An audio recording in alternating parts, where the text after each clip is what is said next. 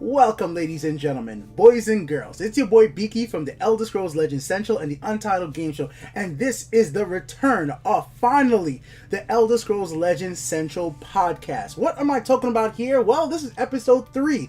You're talking about episode 3. When did episode 2 or 1 happen? Well, many of the people watching this video right now will have never seen episode 1 or 2 because it happened all the way back in January of 2017. That's right when I started this channel. I started this channel in December last year, and when I started this channel, I didn't know how far it was going to go. I never knew that people were going to interact with me. I never knew that we were going to make a Discord that almost has 100 people chatting and talking about this game constantly, every single day, sending me discussions, sharing their card ideas, the deck ideas, sharing their love of the Bethesda games like Fallout and Elder Scrolls in general. I really have a lot of fun there. People coming here, follow me on Twitch. Hi Cat Dylan in chat. Everybody like Andy's Mod. All you guys coming in here discussing this game, having me show you guys my deck builds, and just having fun overall with the Elder Scrolls Legends. And it has been absolutely a blast. And with that, and today I saw something a little special happen. So let's talk about it, right? So a few things happened today that encouraged me to do this once again. First of all,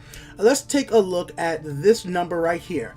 We have hit 100,000 views on this YouTube channel. So the YouTube channel has gotten to 100,000 views, and I was like, when I first started this channel, I never thought it was going to get that far. And then look, we had 1,400 subscribers exactly. I'm like, never thought it was going to get that far. I was just doing this for fun. I was just doing this for entertainment. And you guys know I have a main channel with millions of views, but I thought like a channel that was focused on one game, especially a card game, as somebody who's never played Hearthstone, would never take off, would never get anywhere. I was just going to feel like, hey, this is going to be somewhere for me to share matches of a game I really like to share, and hopefully get some more of my friends and some new players playing the game, and we have some fun. I just made this as a place to really have fun, interact with the community, and maybe meet some more people in the community with this game, and that worked out way more than I ever thought it could.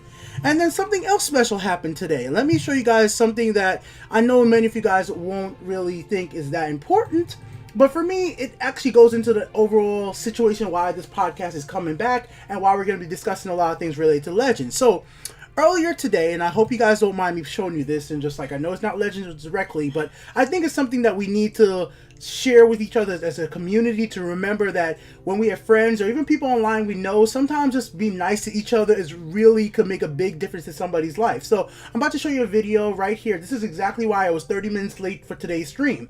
It's because my friend, he was having a little bit of, like, he was in a little down spell. There's things weren't really going well with him with work and stuff like that, and me and my friends noticed that, and we said we want to give him something to cheer him up, because at the time we know that he really didn't have the money to really invest in buying something he wanted. So me and my friends chipped together and did this for my friend. So let's just check out the video real quick and show you guys what me and my friends went ahead and did for somebody special that needed just a little cheer up. All right guys, so here we go. Press play.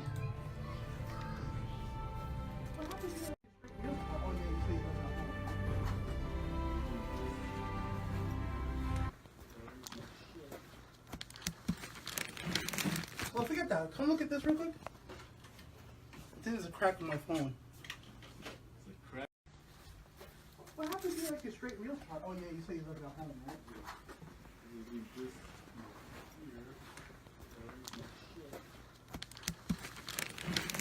Well, forget that. Come look at this real quick. I think there's a crack in my phone. It's a crack? Yeah, check this out.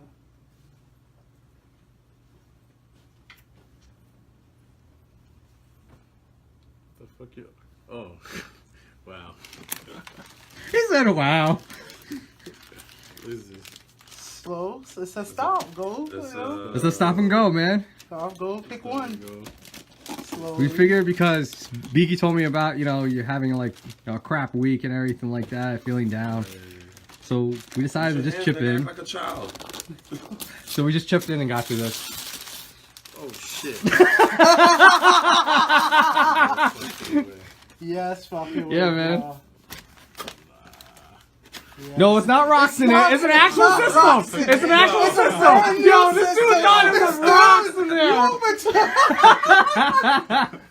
But there's more open underneath the box. You didn't even notice. What was that? Oh shit. Yeah, look at that. You got rabbits. Yeah. Alright, thanks, man. Yeah. Alright, there you go, guys. Now, there's more to it than that, but I figured we'll just start off with that right quick. And I'm going to explain to you guys why I think that's important to show you guys during this podcast for today. Let's put back on the Legends music. So, yeah, me and my friends chipped together for a friend that wasn't, like, you know, just kind of had a down spell, so we wanted to treat him something special. Knew he couldn't get a Switch at the moment just because of monetary reason. We all chipped together and got him a Switch, got him Mario's and Rabbit, and because he's, like, you know, he wants to play Doom, and he hasn't had a chance to play that. Skyrim as well. Now he's going to be able to get that on that system as well, because I'm going to be getting Skyrim when I come out on the Switch, and Doom, I want to get it hopefully in a few weeks when I have extra money, because I just chipped in to help the guy get his Switch, so I can't really buy Doom at the very moment. But point being, you know, we all chip together and do that as something special for him. And at the same time, on the way back from doing that for my friend, I was listening up to the Charmers and Justin Larson's podcast, and I was like, yo, it really is fun just to talk about Legends. And I was just in a good mood from doing that, and I was in a good mood listening to Charmer and Justin Larson doing their podcast, which is on episode 10. And I was just thinking to myself, if I was able to keep doing that podcast this whole entire time, what episodes, there's 52 weeks in a year, I would have been almost like up to 50 plus episodes at this point if I kept doing that. I kept with it. I've been able to discuss so many things with Legends. Now, one of the reasons that I did stop doing the podcast was, well, my channel did get terminated not too long ago because of just trolls. So that happened. And another thing is I'm only one person. I don't have anybody to really talk off of. But I did actually I finally got my friend, convinced him to delete the room off of his iPhone and download Elder Scrolls Legends. So that was one of the guy behind the camera. He went ahead and downloaded Elder Scrolls Legends. And I just want to show you guys as proof right here. Like, yo. This is... Here we go. So yeah, like, I'll just bring it up real quick. So yeah, so like right here, oops, sorry. So here's my buddy Josh right here. Like, you know, he literally downloaded Elder Scrolls Legends after me bugging him and just to share the game, and now he's starting to play. Like, it's my best friend. Now he's finally starting to play Legends. He's gonna start getting into the game, and hopefully he's gonna be able to come on here next week and be able to, I'll try to teach him the game, and that'll be having me somebody to discuss the game with as well. And that's just like bringing your friends together, showing them your passion. I think that's something we really need to do as gamers in general, and it's something I wanted to mention here specifically because I want everybody out there to remember that gaming could really be a hobby with friends, and especially Legends. Teach your friends. Just show your family this game. It could make you a little bit closer than you thought you would be, and I just wanted to share that. I think sharing cool moments like that, trying to make other people happy, it's a good thing. Just wanted to say that. I just wanted to start it off with that. Alright, so with that out of the way, I think many of you guys probably came here to talk about Elder Scrolls Legends and some of the Return of the Clockwork City stuff. So let's go ahead and do that. But real quick, as this is going to be an interactive show, I'm going to be doing this on Twitch. I'm going to be able to read you guys' comments from chat and discuss some of the stuff you guys say there live and react to it right now. So let me just go over to chat real quick and take a look at something that people have said already and just see what it says. Alright, real quick. Loyal mod, nice, how nice of you, Beaky. That's coming from Lindsay Bear. Lindsay Bear is an awesome person from the community. Moving from that, remind me of how many friends I have. Laugh my ass off. You know what? I wanted to say that real quick. It's not about how many friends you have. It's about who you could really trust. You need to have people that you could leave in your room, leave around your stuff, and trust them that nothing's gonna happen. If you need to know people to the point that if you ever had something horrible happen to you, you have somewhere to sleep. That's the type of things you need. It's not about having 1,000 friends on Facebook or 100 friends on Reddit or anything like that. It's to have that core group of people that you could trust immensely, and that's what you should try to do. And if you can't have it in person, try to find people online that you could discuss things and just have a way to communicate with people and have fun with the game. Like I said, I started Legends, this channel, for my pure joy of playing this game, playing Legends, going through Fiery Imp, leveling it up, all that stuff, and I wanted to meet other people that play this game and show them the game and learn from that, and that has happened more than I possibly thought it could have ever done. Like I said, for somebody who's never played Hearthstone, I've never played Magic, this is the first one for me outside of me playing Yu-Gi-Oh for years. That was just the only one for me. So yeah, just really interesting stuff there. Definitely, it's not about having the high numbers, it's about who you could trust and having a great time with them as well. Alright. Alright guys, so I'm going to go back into a message that we got a little bit earlier because it's going to be the first card we're going to talk about today. It's coming from High Cat Dylan, and we're going to be talking about Clockwork City, well, Return of Clockwork City spoilers for the cards that have been revealed. So if you're watching this right this moment and you do not want to be spoiled on any card that has been revealed, let me say it one last time so everybody can leave. If you do not want to know every single card that has been shown already, stop watching this right this moment. I'm going to be going over everything that's been revealed so far. I'm going to do a discussion of those cards, what I think about the cards, how they potentially could be used in decks that are out currently, and what could actually be done with them when some of the later cards are going to come out. Obviously, I know certain things are going to be coming in the game in the future, so I can't say certain things. I'm not under any embargo, but you know, Bethesda's asked me not to say anything, and I won't say anything, so I can't say, okay, blah. You know, I'm just going to hold back from that, but obviously, you know, I do know more than I'm allowed to say, and that's fine. I think that's fine for me. I'm gonna say as much as I can say. You could ask me questions. If I can't answer those questions, I can. If I can't, I won't. Simple as that. So just let me know. Just letting you guys know ahead of time, as this is gonna be a live show now. If I don't answer your question, maybe I just can't. All right. Just wanted to put that out there. Anyways, all right. Let's get into it right now. So Dylan said this, and I thought it was super important for me to cover it because I think interaction with this community is key to me. Like, keep doing this. So. He was the first person here in chat, and he said this right here. Don't answer yet. He posted this a little early. Don't answer yet, but once people get here, tell them how much Memory Wrath sucks, and they need to stop glorifying that stupid card. So, yeah, Memory Wrath. Okay. Let's talk about that card real quick. We definitely can have a discussion about that one. Alright, so let's bring Memory Wrath up on the screen right now, and we'll start off with that one, then we're going to move on to a topic that I think is going to be very interesting, at least something I want to do a deck build around. So here we are with Memory Wrath. One of the new cards in Elder Scrolls Legends, coming out in a few weeks. And also, if you guys have anything to say to me directly in chat, please just tag me, because I'm going to be just talking as a podcast. I'm not going to see everything, so just tag my name. So Memory Wrath, does this card suck? Does it have any uses? It's a niche card. It's one of those cards that there's going to be included in certain decks that just like, okay, it's a 5-drop. It could work in certain mid-range decks, and it's going to counter Scout. It's going to counter Massive Arms. But there's something I actually wanted to start thinking about. I think we're going to stop seeing the Massive Arm combo as much as we once did with the cards that have been revealed so far. So obviously there are going to be more items in the new release. Obviously, like an item like Grappling Hook was just revealed not too long ago. I absolutely love this card, and I'm going to talk about it a little bit deeper. Like, something like this is an awesome item, and like if a creature like Massive Arm got it from the graveyard, great. But I think with this new expansion coming out, I actually think people are going to be playing item decks for a while, a lot less. Not items in the whole, but items like stuff like Massive Arms decks, specifically milling to the graveyard, a lot less in general. And with that being said, I don't think that Memory Wrath is going to be that crazy on its own. If we get another card that could interact with the graveyard to banish a specific card. So let's say we get action that was a 2-cost action. Choose a creature in either player's graveyard and banish that. Just like one creature. Like, you know, not creature, choose a card. Choose a card in a player's graveyard, a 2-cost neutral card. Let's say a 2-cost neutral card, and you banish that card, right?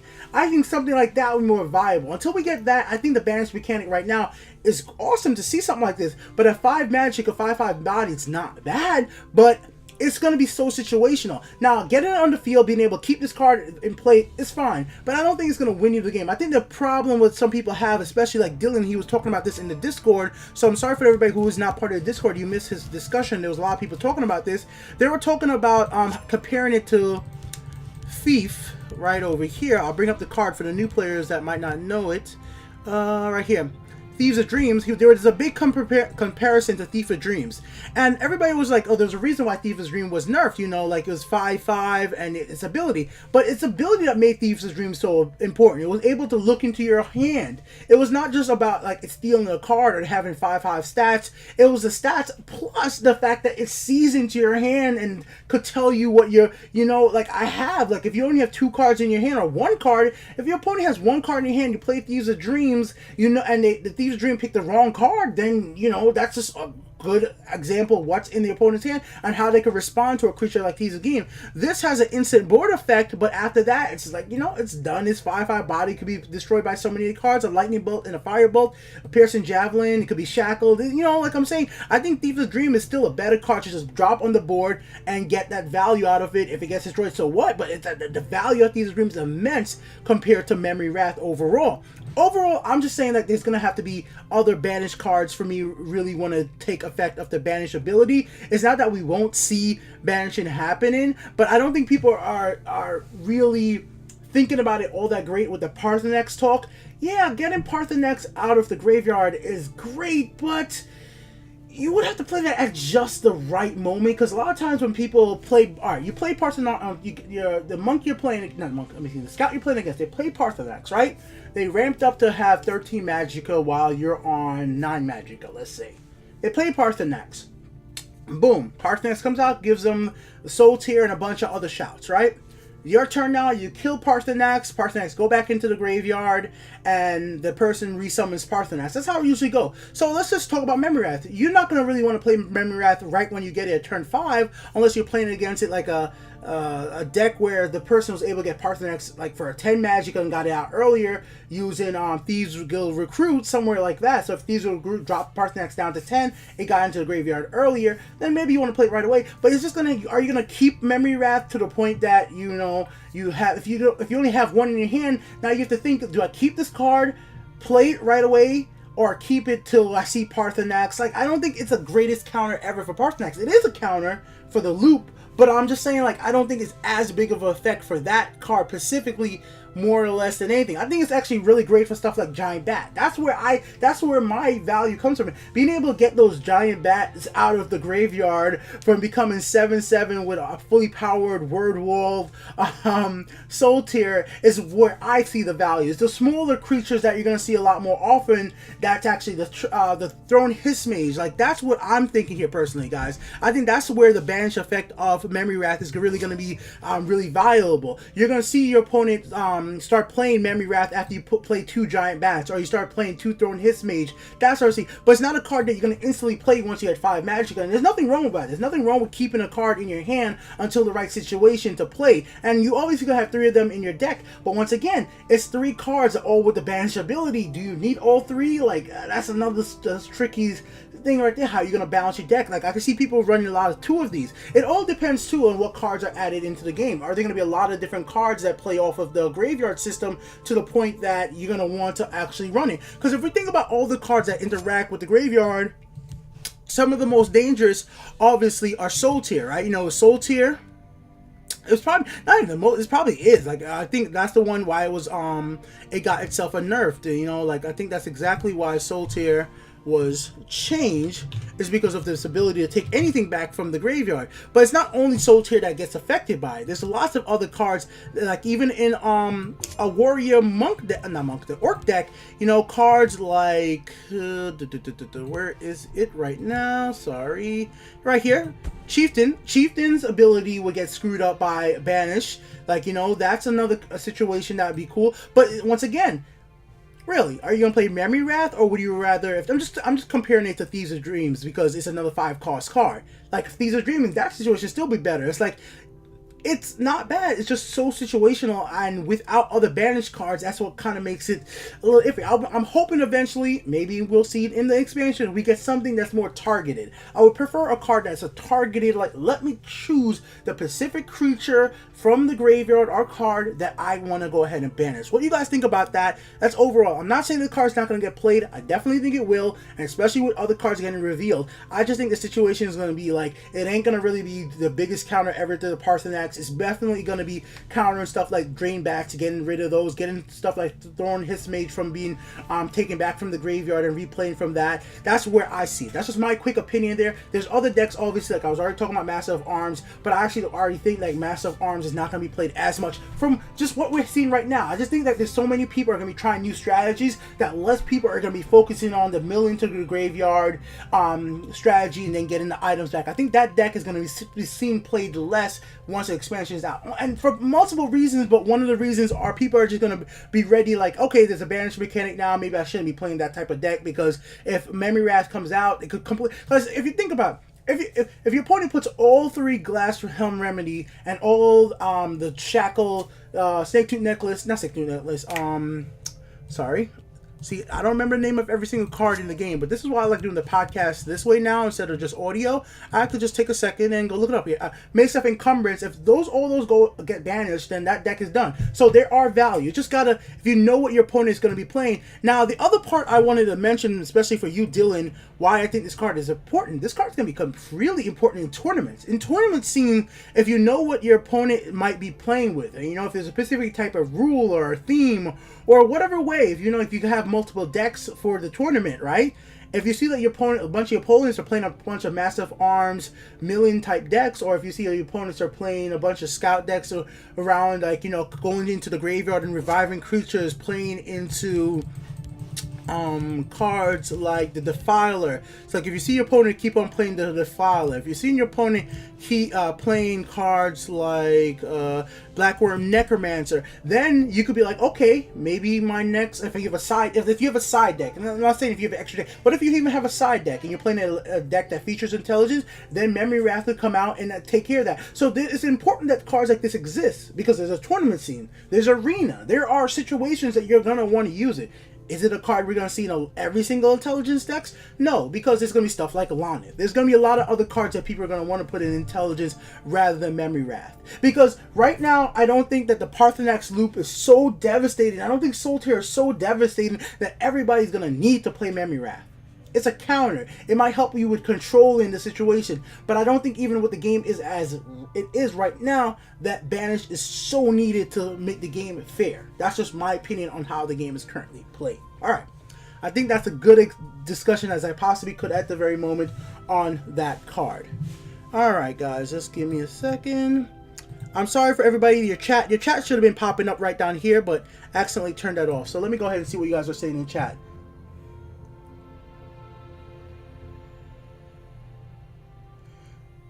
Untitled Game Show is not mentioning that Memory Wrath also nerfs Blackworm Necromancer. I just mentioned that. I'm sorry I didn't see your comment before. That's coming from Bones of Thirds.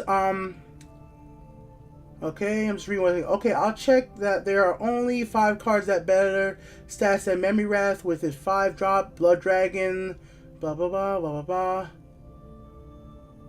Oh, I definitely want to address what Andy just said right here. Let me just bring up what Andy said, and then we'll go from there. I have never said that it's poorly statted. That's not something I would say. Oops, the chat just moved for a second. Let me just bring that back up. So Andy said this before. Like, I've seen that in the Discord. I'm not saying that the stats are not bad. I understand what people are saying is for the effect. It's so situational. The stats are fine. The stats are fine for what it does. Let's not joke about that. The stats are perfectly fine for what it does. I think what people are looking at is the actually for the intelligence attribute. Like, there's a lot of other cards that do a lot of other things by hitting the field and maybe even be more effective for you winning the match. Because you can banish the graveyard, but if your opponent's not really relying on that, then who cares? Then they're not going to really care. Like, it could be that altogether. But yeah, let's just get rid of that. Please tag my name, guys, when you want to say something directly to me, and I will definitely think I think the Elder Scrolls Champions will have those in 1 or 2 of them. Okay. The 5/6 guards for 5 is OP. Okay, I was going to talk about Laaneth, but since Lindsay Bear brought it up, we could go to it right now. Let's bring up the 5/6 guard. A card that I gave my opinion personally on the Discord very quickly. I quickly said that I don't think I'm going to play it that much, but I want to just talk about more discussion about it after the fact. So, stats-wise, his stats are nuts. Like, I'm not going to... let's bring this up big, guys. Let's not joke. This for 5 Magicka is unbelievable. Like, come on. And another thing, the art is beautiful. It's just lovely. This art is just so... Just look at this dude and the background. It's immensely lovely. Now, 5/6, 5 Magicka, that's unbelievable. Like, for a guard... Like, think about a 4-cost cards like Hive Defender. Like, Hive Defender right now is a 3/6. For 1 Magicka more, you get 2 more damage. Like, that's unbelievably so good, I think, overall with the game. So I think stats-wise, nobody could complain about it with a guard right there. Where I don't think I'm going to be playing it all that much is because there's just so many other cards that I've seen right now, just right now, from the expansion that make me want to play other cards. I'm not saying this doesn't have its place. It definitely will have its place, but its effect is very situational. You're going to be basically using this as a guard. You're not going to be using this for its whole entire effect of the prophecy and then getting the 1/2. Now, another thing to think about though, this generates a 0-cost Magicka card, right? Because it's, well, it could work with Swindler Market, which I think could be another potential combo we don't see. A Monk Swindler Market is something you don't see all that much, because once it's generating these right here, because this is what's going to be generating, this is a 0-cost card when it breaks the runes. If you're going to be playing a Swindler's Market deck, that's just another 0-cost card added. Who knows what other 0-cost cards are going to be added to the game.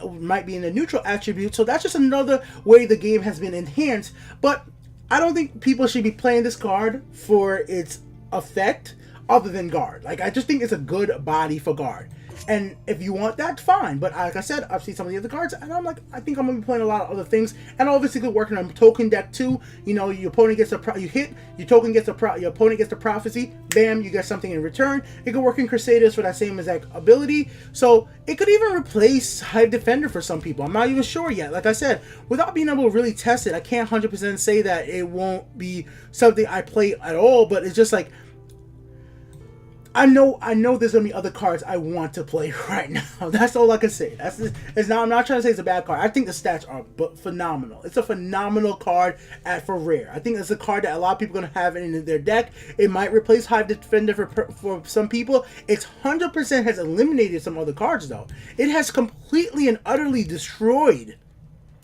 Snowhawk Detachment. Like, why would you play this card, Snowhawk Detachment, over this? Like, I just can't see a possible reason for that. This is a 5/6 and this is a 3/5. The +1/1 just makes it a 4/6. Like, I just want to know what they were thinking. Maybe because it's uncommon and this has to be better as a rare. Like, this card is better in every possible way to me. So yeah, just my thoughts right there, guys. Just my thought. It's gonna be played by a lot of people. I just don't think it's gonna be played by me right away. I'm saying they won't be. Just wanted to share my opinions there. Let's go into chat and just see what people are saying real quick and go from there. All right. Power creeps a lot of cards. Do you know what power creep means? Starhawk Exhibit A. Power creep is when a new card is just straight up better than a card of the same cost, like Enraged Crab is a better. Okay, yep. Okay. All right. Hive Defender you can take from my Hive Defender you can take from my cold dead hand. But here's the thing. You don't have to worry about taking Hive Defender from your cold hand. You have to think about this card as maybe for a future edition of more guard decks. Like, this could just be a new format that we see heavily played. We could play in cards like, you could be playing cards like House Carl. Like, I've done guard decks before. We could be playing House Carl. We could be playing Hive Defender. We could go all guard deck, not all guard deck, but a heavy guard deck featuring stuff like Black Dragon or other support cards. And that could be a cool addition, like playing off the guards, keeping yourself heavily defended, and then playing certain creatures that maybe help out or power up those cards or heal it. Like, I'm just throwing out an idea out there, just an idea out there. If you wanted to play this new card in a guard deck featuring the new relic creatures, like, let me throw this out here, guys. And this is just what I'm thinking. You got to think of the whole entire thing to it. Let's bring up the cards with the treasure hunting ability. Alright, here we go. So we have these new Relic Hunter cards, right? And I'm not going to talk too much deeply about it, but with a guard deck that's so powerful, Hive Defender and all the other guards, you could play a Crusader deck that's not trying to play Argo. You're just trying to play off the Relic Hunter maybe for late game, and put a bunch of items and just put up those big bodies to defend your health, your health. Have somebody in the deck like health gain from, we'll show the card right here, Dawnstar Healer. So when you're ready to hit, you play very slow, and when you're ready to hit face, you can hit face, gain health, whatever it might be, or play, House Carl to draw cards if you want to, when you're ready to do it. But you don't have to play aggressive. You can play slowly and then hope to draw out those Relic Hunter cards. But these, this type of card will protect this. So having more guards can work in a bunch of different ways, like ways that we haven't even seen, because these Relic Hunter cards need to stay alive until their abilities could activate, until they could freaking you know, get the stuff they need, since they are gonna have to sit there and stay alive until you may have to go ahead and play treasure map. So let's get rid of the guard card real quick, and we'll talk about some of these Relic Hunter cards on the screen real quick. Let's go black so you guys can see it a little easier. So right here we got Relic Hunter and we have treasure map, right guys? Treasure Hunter, let's just read this one real quick. It says, summon. Draw a card. If the wielder has treasure hunt, draw something that they are hunting for instead. I think this card is really cool, and I actually think it was really smart of the developers for putting it as a 3 cost. Because they could have fell in a really easy trap and made this a 2 magicka, and it would have been a little too powerful. At 3 magicka, it gives you a reward, but it's a cost. The cost here is high. That's a 3 magicka card that only gives a creature 1/1. It is an item, but it only gives a 1/1. But because it draws a card, and it could be specifically the card for a Relic Hunter, I think that's what makes it such a cool card. Especially with all the other Relic Hunter cards coming out, like Ratway Prospector, which is a 1 magicka. Now you can have ability to draw action. Support. So like these two combo really well. At 4 magicka you could combo these instantly, and that's something I was really worried about for Ratway Prospector until I saw Treasure Hunter. I was like, man, I'm not sure about Ratway Prospector, because you have to draw a support and action, you know, and an item. Like the item and the action, maybe legitimately you could pull that off, but the support might not. So that's where I was thinking right there. But when I was like, oh, this is a new 4 magicka combo right here. Boom, boom. Play Ratway, play treasure map. Right there. You got 1 card. Ratway or not. You play Ratway right away and go ahead and attack and get cover constantly, you know? And Ratway Prospector could be something, you know, you want to start seeing in other types of deck that you usually don't play as much. Let's say you have Ratway Prospector out, but your opponent plays a guard, so you can't attack because it's gonna die and it's only a 1/2. Maybe you start seeing Ratway Prospector in decks like cover decks. Like right now there's some cards that were added recently. No, not I keep saying recently, but I've been playing the game for so long that certain things seem recent to me. But if you just started playing the game when it got released into to the public, you know, remember I've been playing this game for over a year at this point, so recent for me is not recent probably for everybody else. Alright, so if we go into cover, right? Like cards like here, Shadow Master, Gloom Lurker, like cards like these right here, that, and you know, Embassy Disguise. Like, yes, I would love to start playing Embassy Disguise and Ratway Prospector. I just think that's a cool combo. Not only that, why don't we start having item decks with Embassy Disguise, which is an item, and then combo that with something like Loot. Embassy Disguise and Loot are just like, oh, on Ratway Prospector, let that sit in the shadow lane until you get the cards and just start hitting face. Like, I think lots of stuff like that. It's gonna be a lot of fun. It's gonna be a lot of interesting to see stuff like that happen, you know. And you know what? I'm just throwing this out there. This is just an idea for you Bethesda and for the people out there. How about just for fun, just for fun. I don't think it's gonna really happen, but I would love to see like a 10 magicka, I don't know, support card, unlimited use. Click it and you get a random item. People would hate it. People would hate it or something like that. You know, who knows? I'm just giving an idea. Like something like that could work with cards like this. If there was a support that could randomly give you a item every single turn. I'm just saying 10 magic is something that makes it cost so high. It will probably make that card unplayable at all. Or let's say if it gives you a random item below 2 magicka. Let's say then it costs 7 magicka, right? You know, obviously already we have the Forge. You know, we already have the Forge that gives you a random item for a creature summon, but this would give you an item in your hand. So maybe it's even worse, but who knows? Just ideas. You know, all different ways to generate stuff, and they could possibly do it in the future. So that's just another card right there we talk about. Let me go into chat real quick. Once again, guys, if you're going to talk to me directly, please tag my name. Tag me so I can, you know, you want to say something specifically to me. All right, guys? Ratway Prospector and Hit and Run might be a fun thing to meme with. Yes, that definitely could be a combo. We could bring back up Ratway Prospector. For anybody out there who don't play it, which I would not be surprised that there are a lot of people out there who don't really play Hit and Run. Let's bring it up on screen right now so you guys could see what that does, because it's one of those cards that don't see get played very much. And I don't blame people for that. You have to have a deck built around that. Certain Swindler market decks play very well with Hit and Run. Like, actually, I have a hit and run deck. Where is it? Hit and run. I have a deck right here literally called Hit and Run.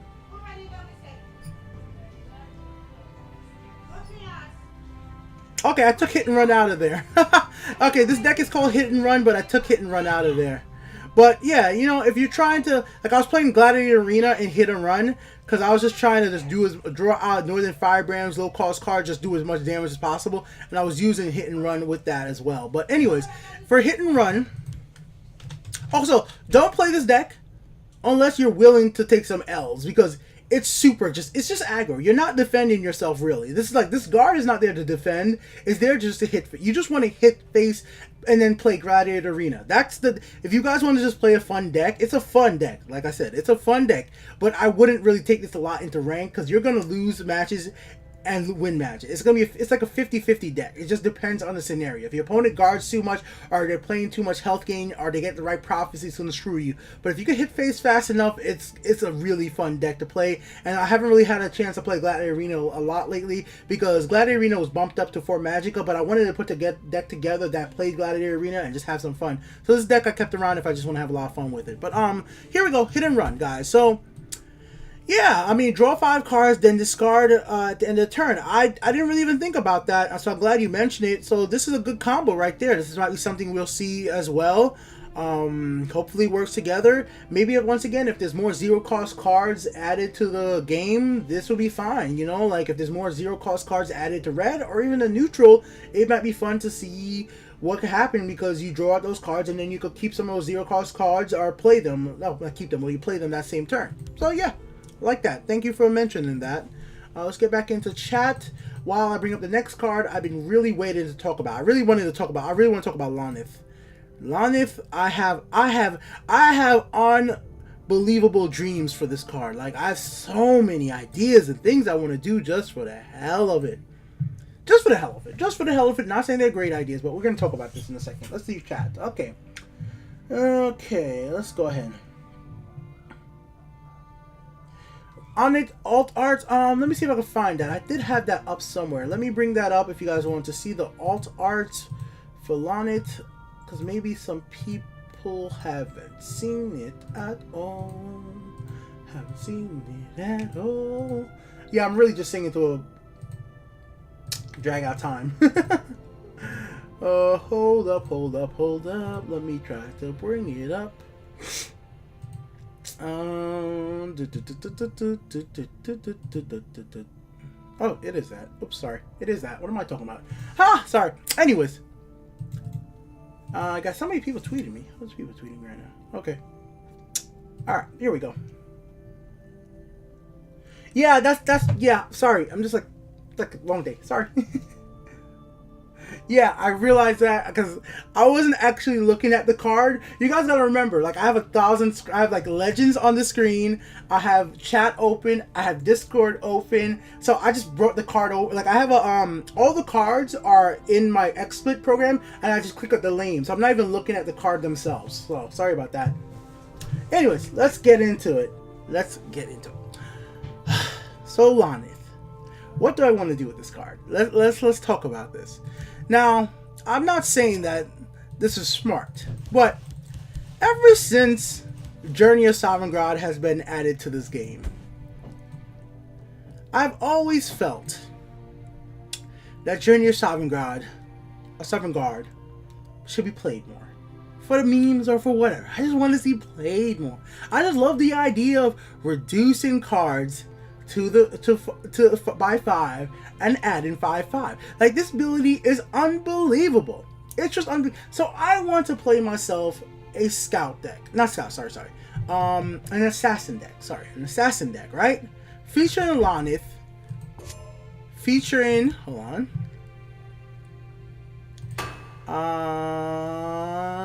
Can I make a new deck? Oh my god, I can make a new deck. I didn't even think I was going to be able to do that. Okay, featuring Laaneth. And I want to just discard cards to the graveyard with stuff like Palace, strong cards, right? But somehow I'm hoping with like more guards, be able to survive. Just discard powerful legendary cards to the graveyard. Probably not bad. But you know, just whatever. Just discard Nightmare, because I'm gonna be playing memes. Discard Tezcat. Right here. Right? You know, like just discard these cards to the graveyard. And then use Laaneth to get out that good. Your Sovereign God. And just like mill cards using what's it called? Where is it? Right here. Camel. I just want to start milling. I want to mill deck. I want to mill the top deck. I want that. I want something in this game that just lets me do that. Just mill my cards in the graveyard as quickly as possible. I'm not saying that's in the game yet, but I'm just having dreams with Laaneth, man. Once we get to the point where there's a card that you play, like if anybody played Yu-Gi-Oh before, you play a monster and that monster says discard the top 2 cards of your deck. Like, you know, just discard them into the graveyard. Then I want to come out with freaking Journey of Sovereign God as soon as possible, which will be probably turn 7. But luckily, if these go recruit, I will probably be able to get a turn 5 and just have fun. That's kind of just the type of stuff I want to do. Because right now for me, and I'm not saying, this is just me wanting to do stuff. I'm not trying to say like this is the greatest Laaneth strategy. No. I'm legitimately just saying, I just was thinking about this. I'm like, how much fun would that do? Just mill. Somehow keep yourself alive with guards or whatever, or removing any enemy creatures with a high removal deck, and then just journey it and So yeah, like right now we got Merchant's Camel. But Merchant's Camel is a 4 cost. I need to be able to mill cards earlier. Bethesda, make this dumb dream of mine happen. Make me be able to use Dart Rebirth on, you know, like really just go ham. Then just like, you know, get Laaneth, have Laaneth on play, get Journey, starting your Sovereign God, then start Dart Rebirthing Laaneth. Just pull out those 0 cost cards, or like, you know, because they're all +5 if they're under 5 Magicka or whatever it might be, and just have fun. Like, I just think the ideas of this card is unbelievable. It's gonna be so much fun to play with. Alright, I just have to say that. Now, obviously, mid-range soldier. There's lots of real uses for this card. Real uses, but I'm just thinking about my meme usages. Like, that's what I mean, if we want to talk about the next card, like, everybody out there was like, oh my god, what's gonna happen to Sky? I was just thinking about the memes. I was just thinking about the memes. Let's bring it up. Everybody's favorite to discuss. This has to be the most discussed card revealed yet. Yeah, this one. This card is a beast. This card is unbelievable. But everybody's thinking about Scout and all that stuff. No. This is what I want to do with this card. I want this card to make me as many copies as I can get of a Doran fan and annoy the heck out of my opponent. That is all I want to do. Now, I understand that Doran fan, once it dies, will not come back with the boost. I don't care. It's just going to make me more Doran fans. And as you guys know, one of my most played deck right now is Adoran Memes. If you guys haven't seen this deck already, I really highly suggest you guys play it if you just want to annoy your opponent and have some fun. It has multiple ways of doing it. This is called Adoran Memes. My own little mad creation. Hold on. I'm moving the wrong thing. You know, right here. Obviously, it's kind of like a control deck, just featuring stuff like Wabajack. But the whole idea right here, as you guys can see, is using Brilliant and Dark Rebirth. Where is that? Dark Rebirth. To get as many damn Adoran fan on the field as possible, and then just get them coming out constantly with Corsair Ship and Mundus Stone. And I'm having Adoran fan surviving. I'm surviving the match by using Hive Defense. Using guards like Lydia. Obviously, as this is a purple card, I'm gonna have to get my guards from purple instead of using. I'm not gonna be able to use Manticora or Dragonborn. I'm gonna have to take out all these cards, but fine, I could deal with that. I could deal with that perfectly fine. I could keep all that, and I could train this over to that color. But I just want to make as many copies. I just want to annoy my opponents. That's like, if you guys have not seen the win ratio of this deck is dumb. It is dumb. It shouldn't work, but I legitimately is pretty good. I have a 68 win percentage with this deck. I can bring it up on the screen right now. This is my deck win ratio right now. Adoring Memes. Oh crap, I actually took a screenshot. Whatever, I took a screenshot of the thing I was going to show you, but whatever, screenshot works either ways. I was going to just do a screen cap. So here we go, I'll bring it up right now, just a little screenshot, whatever. So there you go. During memes, that's from my deck tracker. 68% win ratio with this dumb deck. Like that's pretty good for tons and tons of matches. It's a fun meme deck, and I just want to do that. Now let's get a little serious. Now let's actually talk because I know some of you guys probably here for serious discussion, but you know me, I love my meme decks. This card is beast. This card is a beast.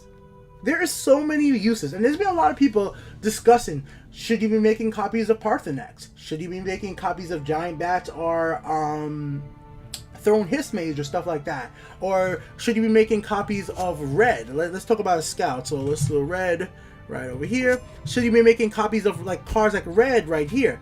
And that's going to be something that I think we're not going to be able to really fully know until we really test it. I think a lot of people are saying right now, like, nah, doing multiple copies of Paarthurnax is stupid, you know, because Paarthurnax costs so much magic. The odds of you being able to play Paarthurnax right after Paarthurnax is going to be pretty hard because you're only going to be able to do that. And I understand that. Then people are like, okay, you should do stuff like Eclipse Baroness, which I think Baroness is probably the smartest card I've heard for a Scout. I'm just talking about for Scout right now. It's just one of the smartest cards I've ever heard to put this on. Like, that's one of the best. Making a Baroness 3/3 and, you know, having more of them, you're keeping card draw and again a big body on the field. I think that's really important. But then other people are like that. Like, do you really need that much? Do you really need that much card draw?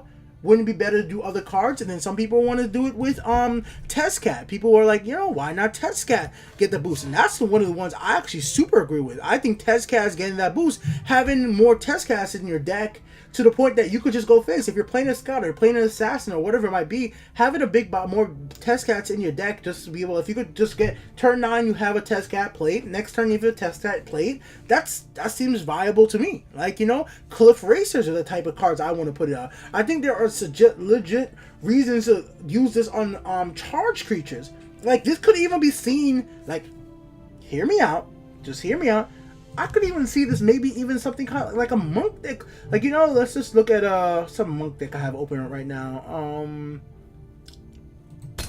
Alright, here's Orcs No Magic. Here's my Orc deck using one of my favorite cards in the game, Withered Hand Cultist, right?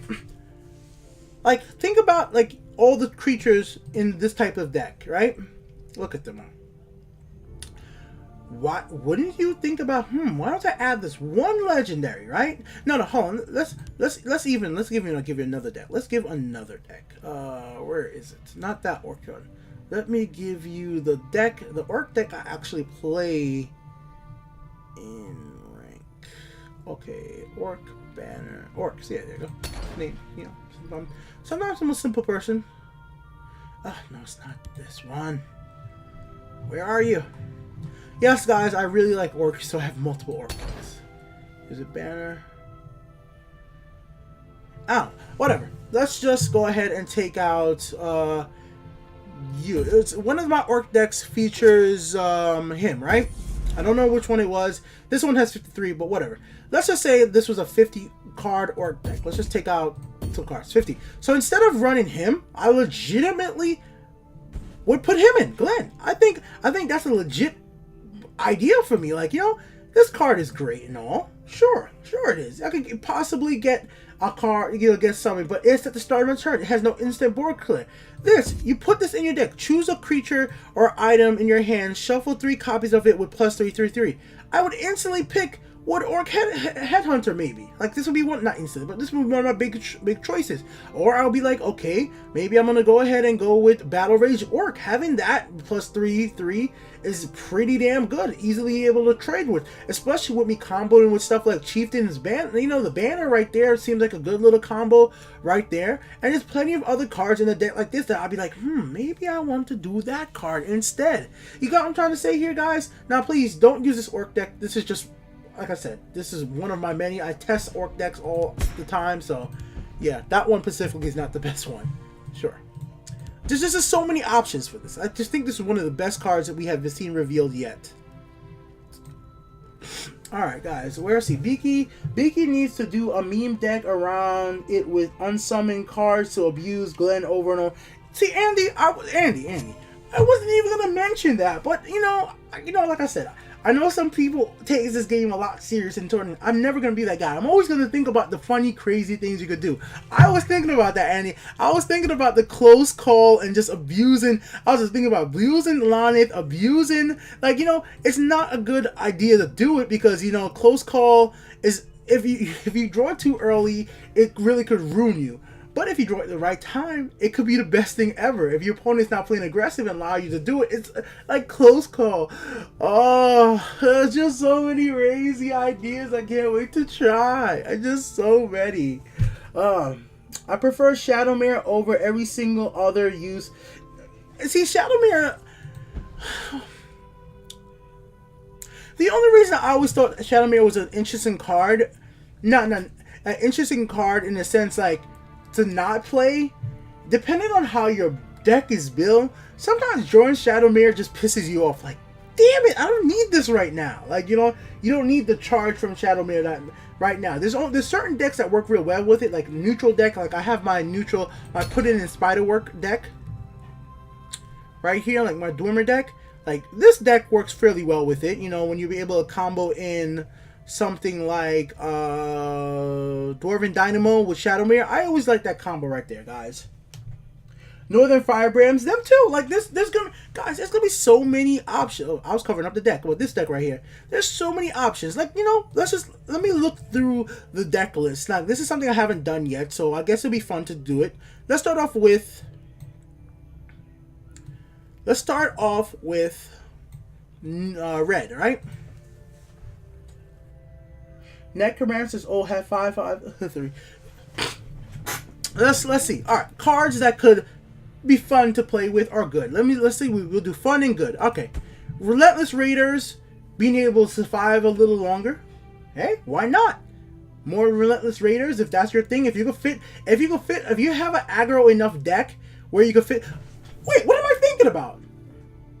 Relentless Raiders still one Magicka. Now you could have 6 relentless. You could have not. What was it?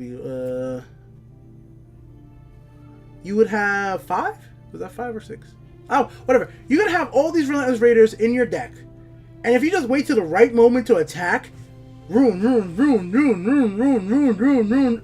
Like, oh come on, that would be nuts. Like, you know, stuff like that. I just thought about it now. Like, that would be fun to see. I'm not saying it's the best thing. Obviously, Northern Firebrand, we're gonna see this happen. Like this is a combo just waiting to happen. Like, come on, they could be kissing right now for all damn things. I'm just saying.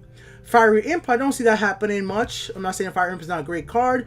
It's just not one I would see people using it on too much. You would never see it on something like this. You might actually see it in an Orc Clan Captain for some people who might want to keep this card alive for a long amount of time. It's a good card, you know. It's a good, if you're not playing something where you have where you can power up everybody by 1, like, you know, that works. Let's see what else we can see. I'm just thinking about it. Mighty Ally,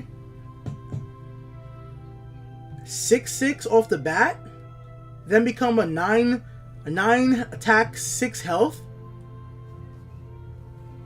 That's quite dangerous. Like, Mighty Ally becomes a serious threat. Like, think about if you're playing a highly focused red deck and only, yeah, Untitled Game Show.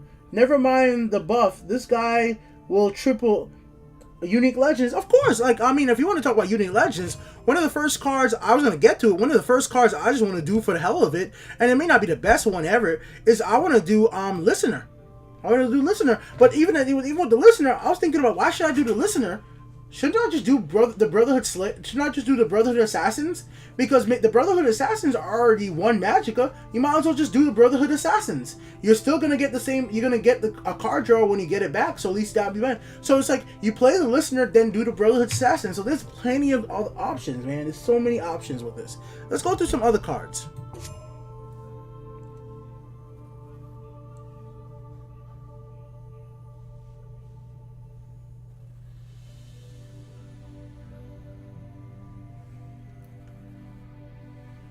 Yep, good points. Thanks for clearing stuff up in chat, guys.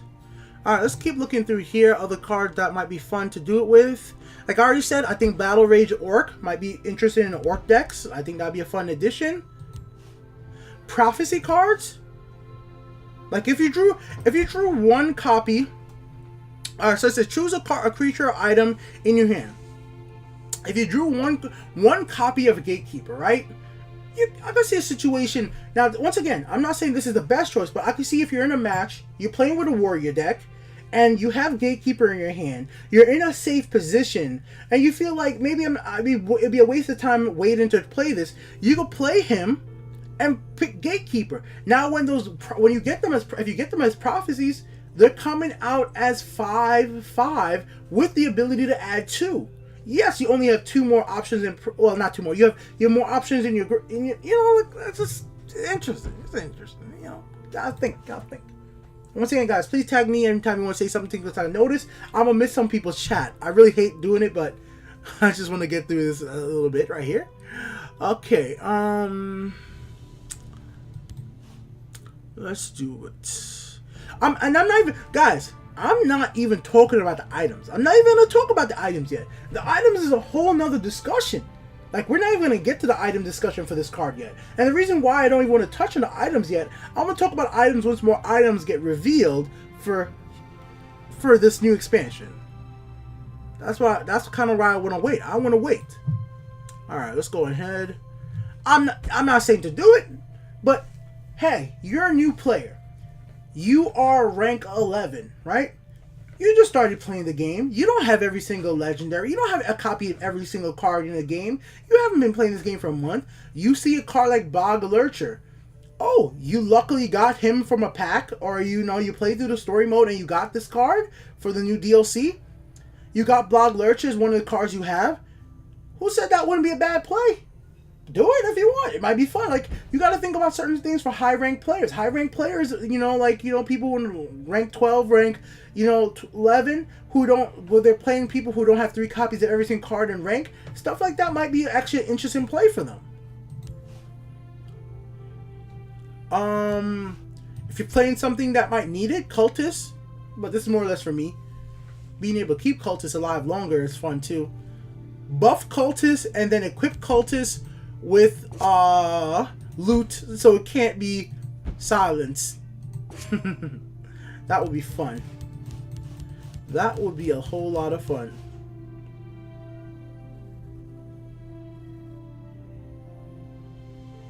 No, Andy, I'm just saying. I'm not saying that it's great stat. I'm saying it for the new players out there. I'm saying that you're in a scenario where you got this card, you have your hand. You might be looking at what you have. That could be a play for you. That just could be a play. I'm just saying there are options. That could be a play that wins you the game. That may give you enough damage where, because if you're ranked 12, you may not have all the removals in the world. I'm just ideas out there. Obviously, lightning bolts to still take it out and stuff like that, but just ideas. How about this? What do you guys think about that? Would you guys do this ever? Worth it? Not worth it? Let me know, guys. What do you think about that? That's my community question for you guys right now. Is this a combo you would think you would use? Putting, not sure. Let's move on from there and see what else we have. Potential. I definitely could see me do it in the right situation. If I'm playing this card in my orc deck, I can see it happening. Definitely. This thing has charge. It could get charged. I can see it happening. Let's see. Probably not from the dragon. Okay. Okay, feels good enough as a singleton. I could see that. I could see people possibly wanting to test this. I would see myself testing this combo right here. I don't touch. We can discuss the effect this would have on every single card, but it's always the same for them all. We can move on to the next. Yeah, I can. It's just, I like talking, Dylan. So yeah, I like talking. So I can sit here and talk all day. I had no set length for this show today. I usually only do the podcast for 30 minutes. Yeah, sorry about that. Let's move on. Let's talk about Grappling Hook.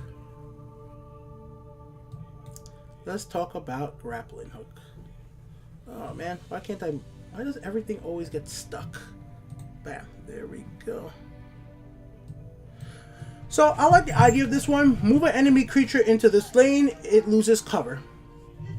Simple, fun. Think it will be used as a good card. This thing, I'm not gonna go really too deep into this one. I just think it's a good card. I think it's a good card.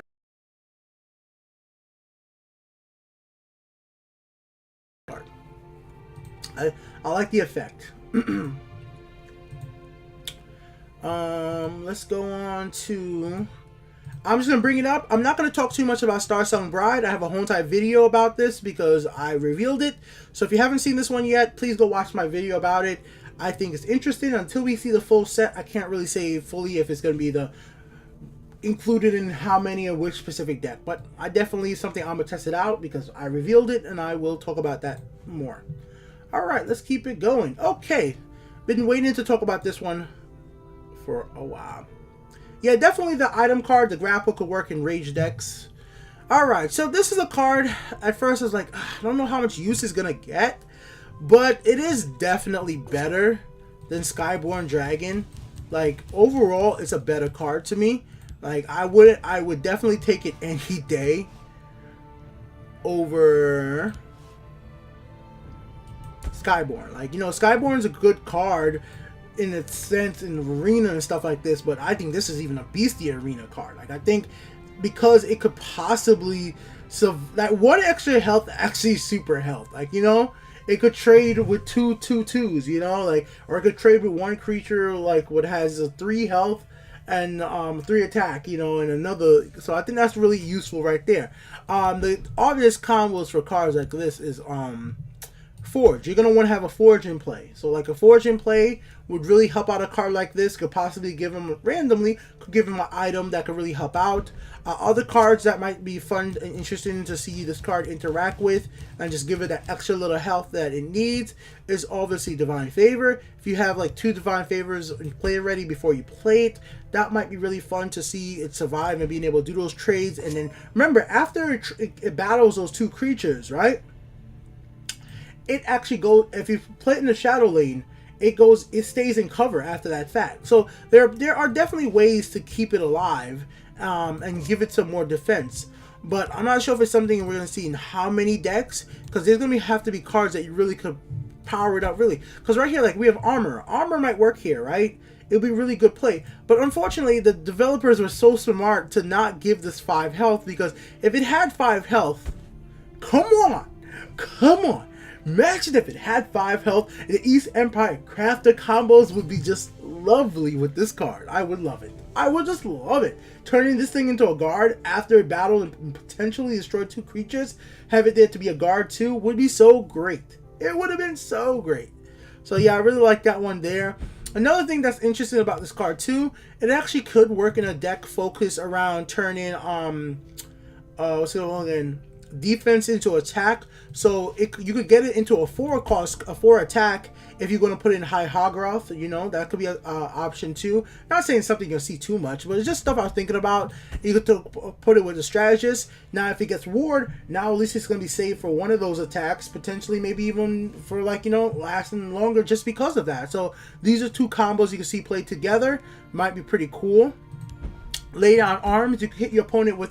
Now it's obviously a lot of magic to combo this together. Obviously that's 11 magic to play, but you can lay down arms, one of your opponent's creatures you're gonna battle, hit that, then battle another creature. So that's another option right there. But like you said, Dylan, I don't want to go through every single possible option here, so I just wanted to mention stuff like this. I think it's an interesting card. I think I'm gonna have to do testing without every single card being revealed right now. Maybe there's gonna be some other ways to really help power this up. Maybe there's gonna be a support that focus on giving every creature summon 2 defense health, basically. Who knows? We'll just gotta wait and see.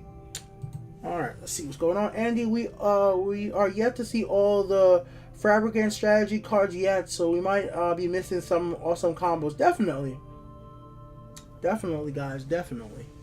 We are definitely missing a few things. Alright, let's keep going into the next card. And let's talk about, I'm not going to spend too much time on this one because I've talked about it before. Mecinar. So, I mean, there is going to be some abominations created. Like, let's make a little girl, I don't even know, man. Let's what? So, what happens? All right. So, let's think. Okay. Stitch together the top card from the both both decks to create a creature abomination and put it into your hand. Okay. So what if you take the text? If you take the text of little girl, does the creature transform into Aegis vampire no matter what you? Right? Like if you take your opponent's little girl. Like, if you took your... Like, you're not going to take little girl's stats. Nobody's going to take a 2-0. So, you're going to have to take a little girl's, you know, effect. I think it was in a single top and... Little girl, Parthenax for 16. Meh. I don't. It's just like I only could probably only in late game decks where you could hopefully play it empty board. Yeah, I definitely agree with that one. Like I don't know if I'm like I feel myself playing this in the meme decks. Like I don't even feel like right now. Unfortunately, this might be just me not being a pro player. I just feel like this is like too much. This is too much randomness for me. Other than memes, like this is my type of meme type stuff. It's not the type of thing I would see myself playing in a legit deck, because you switch these cards together and you only get in a 4/4 back, which you still got to play the creature that you stitch together. You're still gonna have to play that. Who knows if you can even play the creature the next turn? It's not like that creature's magic. Not like you're gonna get a creature automatically. It's gonna go one Magicka. You know what I'm trying to say? Like it's a risky play. It's so risky. We're gonna see it played right away. Everything's gonna get played just to test out. But I'm not sure how many constructed ranked decks will use this without being very focused on late game. It's a very sad Shadowfoot. Oh, shots fired. Shots fired. Okay. Please, I'm just going to ask. Somebody tell me how this card is great. Like, just, please. I want to find a hope. I just legit think this is a bad card. It needs too much support that I don't know about right now. It's a bad card in the current set to me. This card is bad. Like, and let me explain what I mean by that. I think there needs to be cards in a release that are not great in constructed, but might be useful in Soul Arena, Soul Arena and Chaos Arena. Like something like, sorry about touching the mic right there, guys. Something like this might be very useful in Chaos Arena.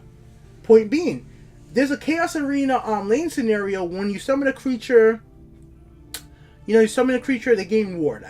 And this is even weird right there because Ward wouldn't make this be effective because you can't make it effect happen. But maybe this could trade once before then activating his ability. I don't know. Because it says when this takes damage and survives. Like, that's the thing. It has to survive. This is just not a good card with what we know right now. That's all I can say. It could work in some token decks. Like, maybe. Like, you know, Markman. You could do some. Or maybe you could work with a Pyromancer deck. Dealing damage to your own creature. Like, you know.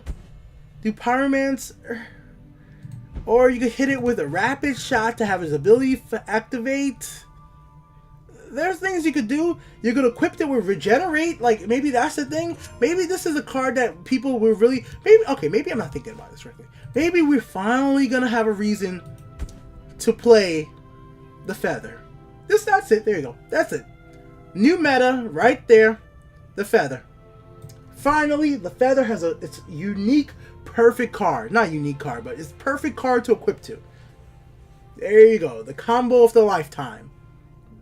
I don't know what else to say, man. I don't know. Sharpshooter. Let's see. Oh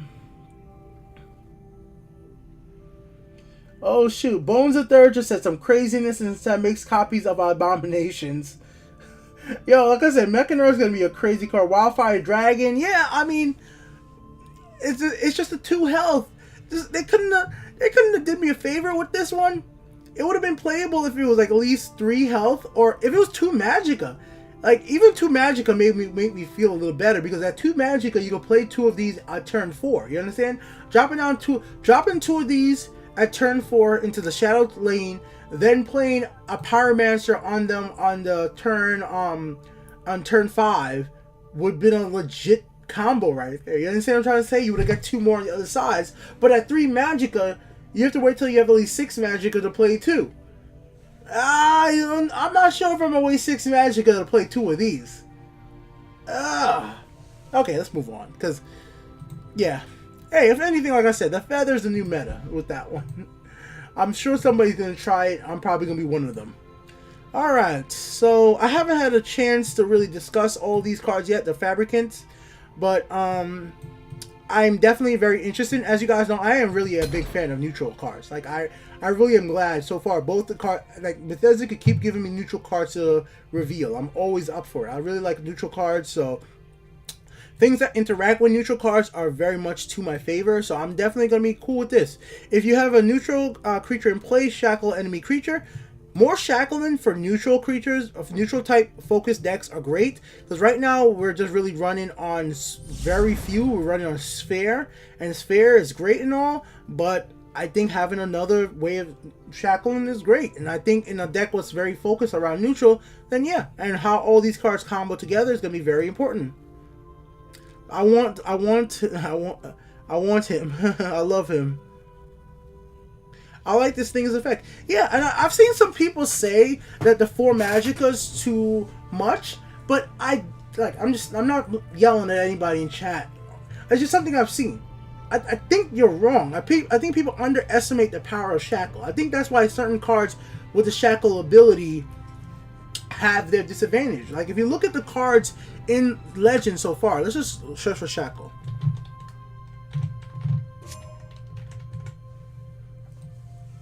There's a concise downfall. Like, Shrieking Harpy was nerfed to 2/1.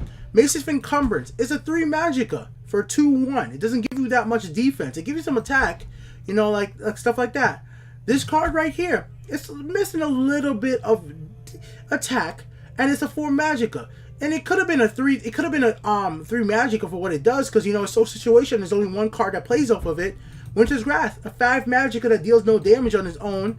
Ice Dragon, and it's 4 health. So I think all of this stuff right there, let's just keep on going to stuff like Deepwood Trapper right here, right? You know, no attack ability right here. It's all 3/3. I think they have to give Shackle disadvantage, because if your opponent cannot attack you, they cannot win. And I think that's such an important key to the Shackle ability. And I think it's okay that there is some type of trade-off for the ability to shackle. And I think I've seen the developer doing that for a long time now, and I really do agree with that. I think that many of the cards that allow you to shackle a creature or something similar usually have some type of disadvantage. Like, not everything. There are definitely some cards that are better than others, like Paralyze. It's a 0 cost card, you know? That's just what it is, but it's not a creature, right? You know, Hours of Needs, 1 card, it deals 1 damage, but it's not. You're not getting the creature out of it. That's why I think these are different, like, you know. But this is my opinion here, guys. So I think this is perfectly fine as is, and I want to play it. I'm definitely going to make a deck around it. If your opponent cannot attack you, they cannot win. I mean, am I wrong? Look. Come on. You know what I meant. You clearly know what I meant. I'm not talking, well, you know what? Okay, Uncarnal works, Lightning Bolt works. Maybe we'll see in this new expansion, maybe we'll finally see this happen. Maybe we'll finally get the use for Telemort Elmercy outside of that one very situational deck.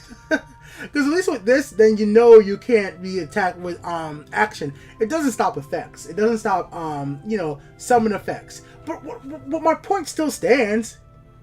My point still stands. If I just guess have to tweak it. If your opponent creatures cannot directly get to you, they can't, like, by attacking you physically, then they can't win that way. I don't know. I thought people would get that.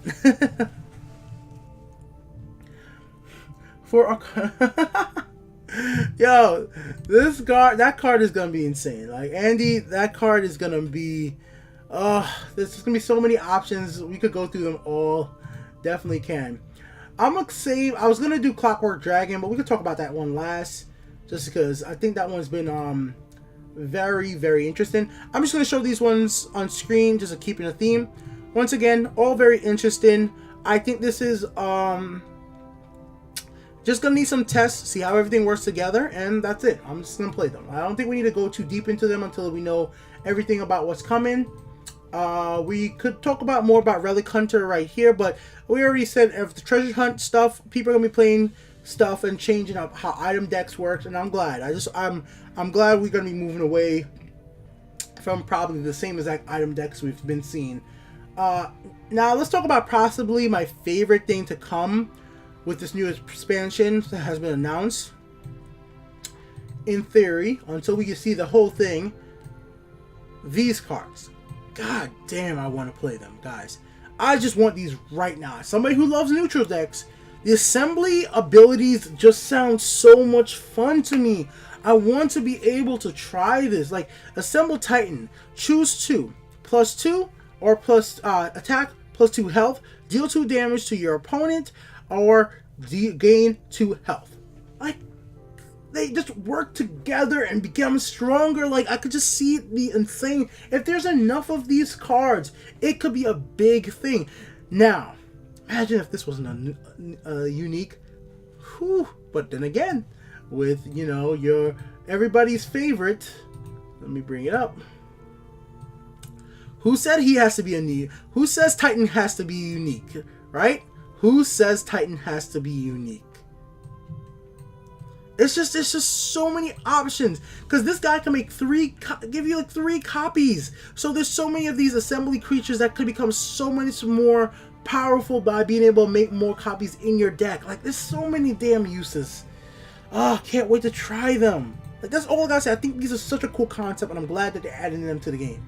I just really am. I'm not going into the deepest possible strategy, but until we know all the cards and how they all could possibly fit together, I don't want to sit here all day and just say like, okay, this could happen, this could happen, because obviously they work in a set. Okay. Hey, Saxman is now hosting me for 400 and... Wow, damn. Thank you, Saxman. Thanks, bro. Thank you for everybody just joining me. My name is Beaky. I'm from the Untitled Game Show and the Elder Scrolls Legends Central. Really big shout out to Saxman. I'll link you guys to his channel in a second. Let me open up so you guys can check him out. If you guys have never seen his stream, which I would not have a damn clue how that would be possible. Well, here you go. Alright, there you go. Alright, so yeah, let's get into the next card. One that I'm sure everybody has an opinion on, because it's the only dragon that we have been told is coming. Clockwork Dragon. First of all, let's just get it out of the way. Let's get this. That art is fire. That is just one hell of a nice artwork right there, man. This mechanical behemoth. Like, the developers just know which artists to go to make cool art. Like, I want this as my wallpaper on my computer immediately. Like, that type of thing right there, guys. Just so damn good. Alright, so let's talk about this. Let's just get rid of some misconceptions about this card that I have seen. And I'm going to go to full screen right now to get it out of the way, because I want to be very clear on how this card works, because I've just seen wrong information out there. 1. Summon. Meaning it's a summon effect, right? It says this. If Clockwork Dragon is in the left lane, drain. Otherwise, +2 guard. This is a summon effect, which means you cannot use Shadow Shift to change it. I've seen that being said. I've been seeing Archer's Gambit. Shadow Shift and Archer's Gambit will not change Clockwork Dragon's effect once it's been summoned into a lane. So if that's what you were thinking of doing, I am sorry, it's just not going to happen. You're not going to be able to combo this together to make it switch from drain and switch from guard. No. The way you would do this, as annoying it might be for some people, was you would need to use a Night to Remember. A Night to Remember. A friendly creature disappears to who knows where, then returns shackled. That's how you do it. Because it disappears. It's basically getting resummoned. So that's how you do it. Other cards that could do this.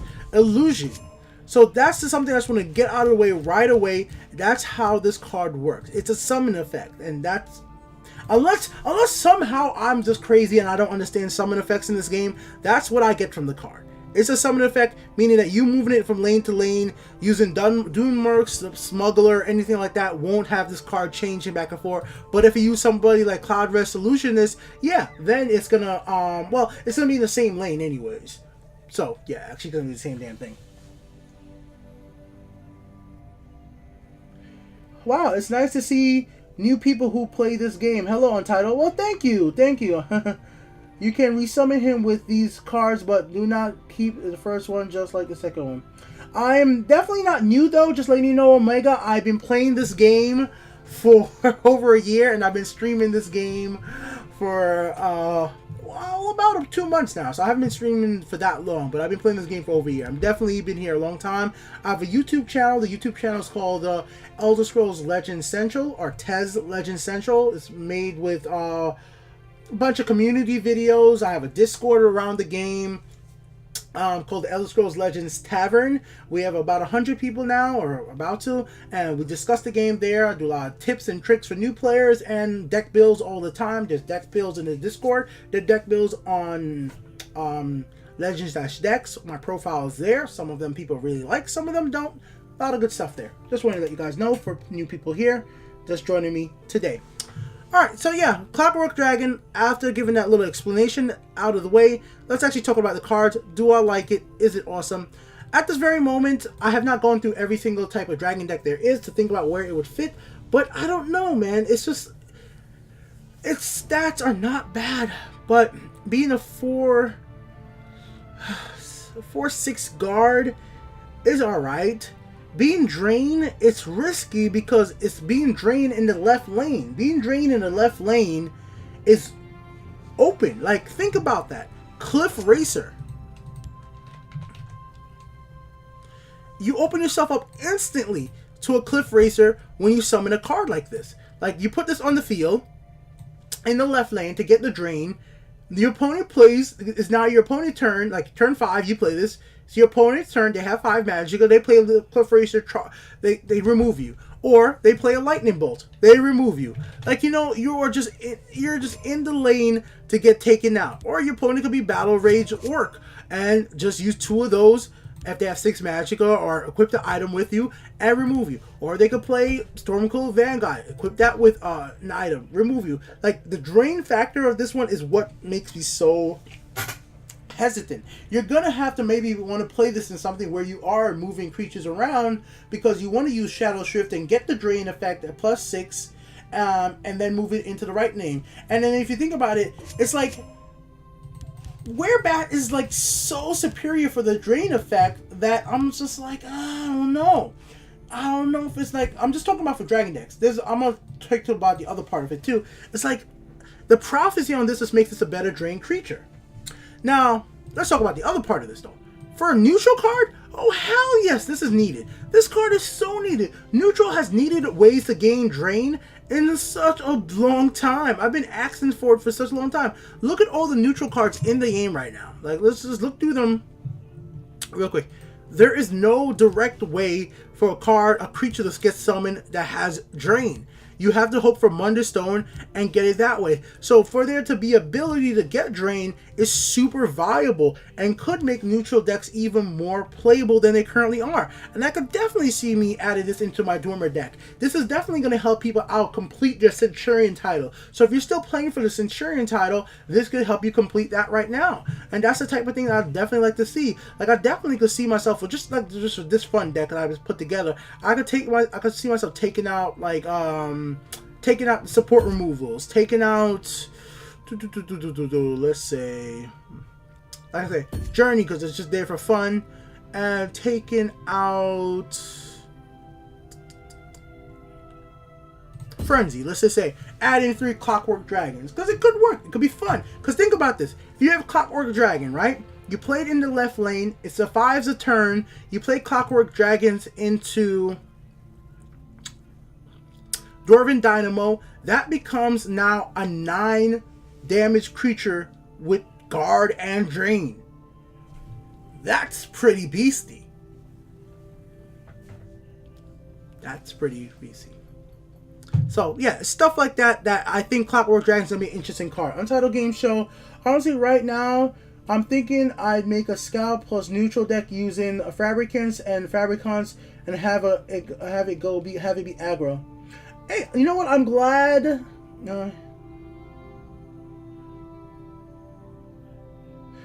I'm glad that you're thinking like that, because that's the type of thing I think the developers wanted to hear. I think developers wanted to hear people say stuff about that. Like, you're planning on making a Scout deck around there, changing up the formats of deck. And that's what's going to be my favorite thing about this new expansion.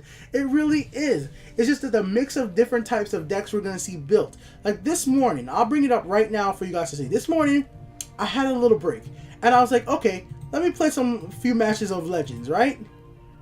And because I was kind of hyped for the new expansion, I went ahead and wanted to play with my all-neutral deck. The first 4 decks I faced this morning were all Ramp Scouts. All the same, I can't say the exact same, but all the cards were just playing all the same Dragon Ramp Scout decks. You know, SharePoint Dragons, their own Hiss Mage, removals for Curse. I was like, it was all the same. Like, the first 4 matches I played that day. Come on. I'm not trying to complain about saying that Ram Scout's bad and nobody should play, because I have played it. But I was just saying, like, god damn, this thing really is like the most popular deck in the game. And there's nothing wrong with something being popular. But I just can't wait. As a player, as somebody who's been playing things, I just can't wait for there to be a more variety of decks. Because just saying this, in the year plus I've been playing, I've never seen one deck be as popular as Ram Scout with dragons. I'm not. With the dragons, nah, man. Once SharePoint came and all that, it just exploded. Spine of the Elder Blow just made it explode. It's just been crazy. My neutral deck does okay against Ram Scout as long as they don't hire. Yeah, me too. Like, that's why you saw that deck right there. My neutral deck usually, as long as I get my Dwimmers out, all of Dwimmers out soon enough, and they don't play too many Priestess to remove cards, I'm pretty okay. One thing I have noticed, like, if you want to just want to talk about a little bit more discussion, I have had a little bit more difficulty keeping all of the Dwimmers on the field, thanks to our new monthly reward card, Archer. Archer has literally given me a few problems so far against, like, Crusader decks or decks that are running this, because it could take out my Hall of the Dwimmers. So it's really interesting to see that something I didn't really think about too much, but this is a direct counter to Dwimmer decks using Hall of the Dwimmers. It really is. And I think this was a smart move from the developer for adding this last month, because this counter to Hall of the Dwimmers might encourage people, once the new expansion comes out, to start playing other types of neutral decks outside of the Hall of the Dwimmers and take advantage of those assembly type of creep, the Fabricants. And I think that's just something I didn't really think about until I put it all together. Now, I don't know if Bethesda and Dire Wolf was thinking about that, but I clearly, right now, as somebody who's playing with Hall of the Dwimmers, I was like, oh man, this guy's being a pain in my butt. And right now, there's no ability to take back supports from the graveyard. This is something I've talked about before, guys. Like, this is something I've really been petitioning for. I think there needs to be a card that lets you summon, take supports directly from the graveyard. I'm not saying that there's no way to take cards from the graveyard, but I just wanted just something to say, like, pick one support from the graveyard, return it back in. Like, that's just something I want. That's just something I personally want. I haven't made a card about it. I can bring it up for you guys if you guys haven't seen it. If you're new to my channel, I have a whole entire freaking little thing about custom cards on the Discord as well. A lot of people put their own custom cards there. Let me see if I can't find it right now to show you guys the cards. So give me a second to look on my hard drive. I'm just stalling for time while I look for things. And new cards. Is it in new cards or is it in custom cards? Custom cards. Here we go. Where is it? Oh, it's not there. It's always a sucky thing when you look for something and you thought you're gonna find it and you don't. Ah man, where the hell is this card? Ah, whatever. I made it a while back. I don't know where it went. It's in one of my damn folders for Elder Scrolls Legends, but I guess that's what happens sometimes. You put certain things, certain places, and it just disappears. Because I can't find it at the moment. But yeah, yeah, that's just stuff like that I definitely want to see happen. I'm not saying it is, but yeah. Interesting that they did that and it's actually been working out. Let's see what people say in chat. I'll end this off. This, like I said, it's the first time I'm doing this in a long time. This is episode 3 off, like, since January. I think this time we do a question segment.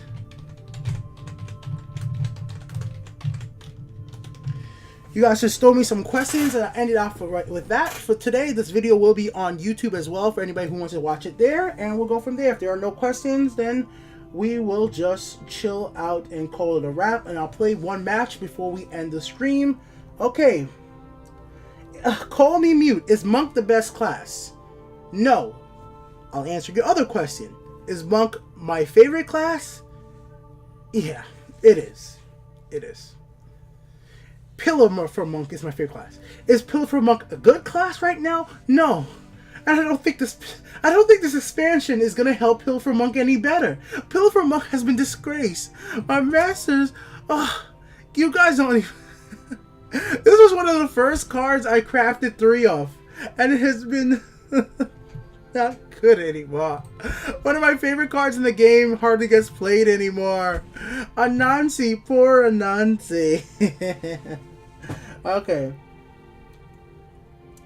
Oh, Hotcat Dylan, why do people think Memory Wrath is good? Look, Memory Wrath, people like that card for one simple reason. They hate Ramp Scout sometimes. And with that, people just think that, I've seen it so many that, oh my god, this is going to destroy Parthenax. It is not. It is not. The way Parthenax is played at the... Okay, maybe I am thinking too much like somebody who's played this game too much and is usually above rank 5. Maybe at lower ranks, maybe they played so differently, I'm not understand. But at the higher level, the way Parthenax is played, and it's played such at a right moment that I don't think it's going to destroy like, at least the Parthenax part of it that much. So, yeah. People just really hope that card is going to make people suddenly just stop playing Ram Scout. It's not happening. Not going to happen. It's not going to stop people from playing Master of Arms. That's why I don't mention Master of Arms. It might make certain people stop playing as much, what's it called again? Gardener's... No, it's not going to stop people from playing Gardener's Sword. It might stop some people playing Master of Arms. It will definitely... Some people probably won't... You won't be seeing the one-hit KO with Stellar Secrets. Like, that's going to be... For some reason, some people start wanting to play that more because more actions are going to be added to the game.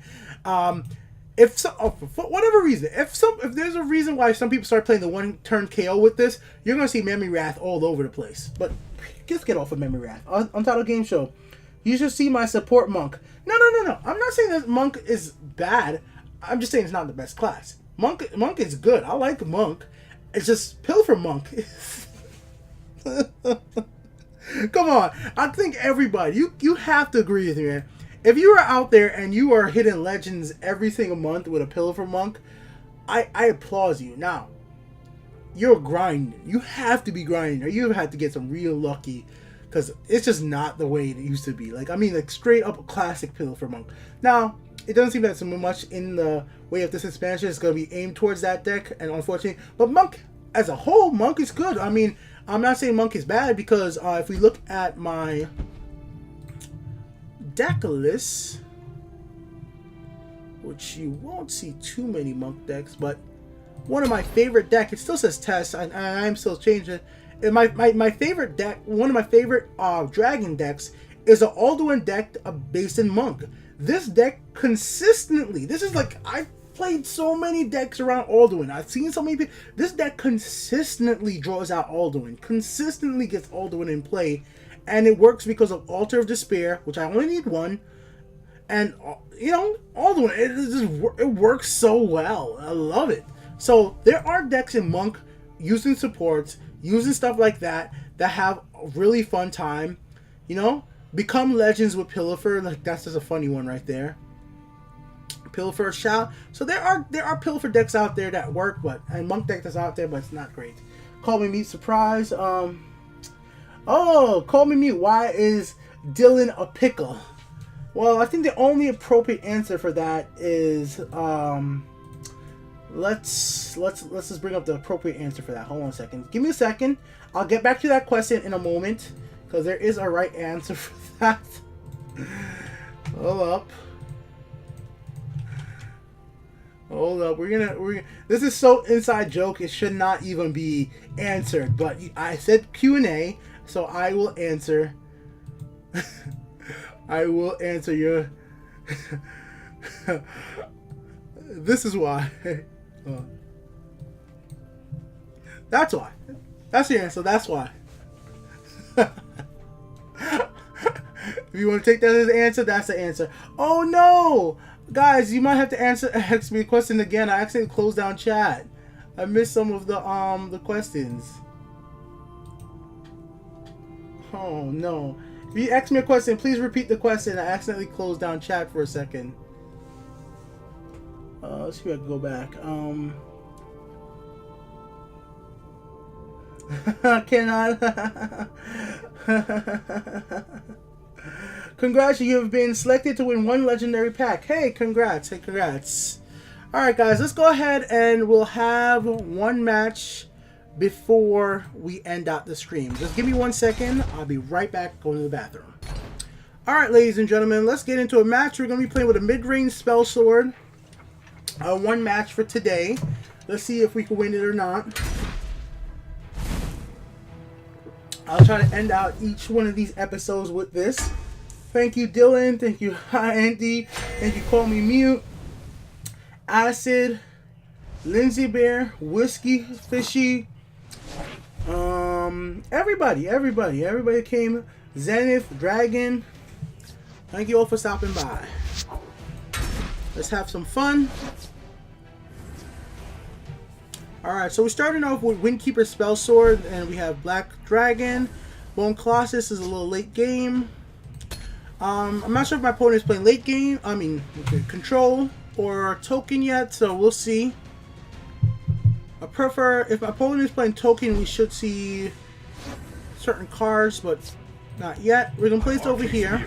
This day will be mine. We won't break the Ring of Magic for it. If my opponent is playing control, they might play Execute here. If they drew an Execute, then I have to wait and see.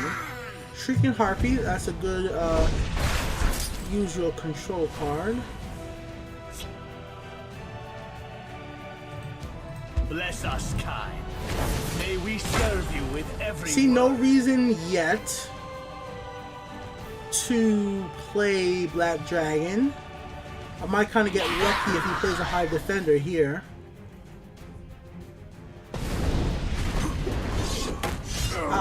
Control.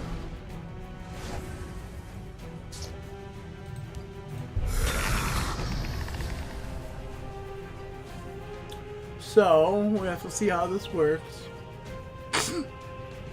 I don't want to break the Ring of Magic at all.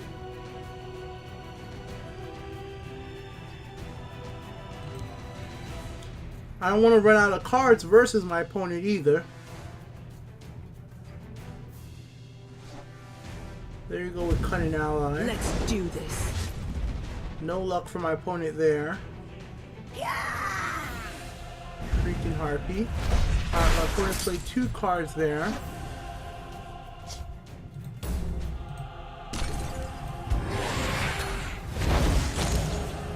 They have,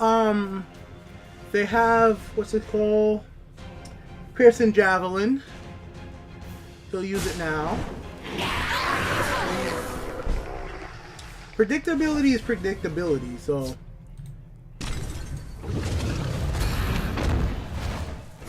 So my opponent, sometimes it's okay when your opponent's predictable. They've used the cards I've expected.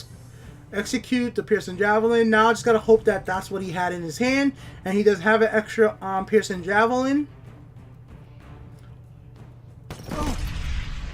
Oh fuck! It's an arrest deck. Alright. I will truthfully say I didn't expect that.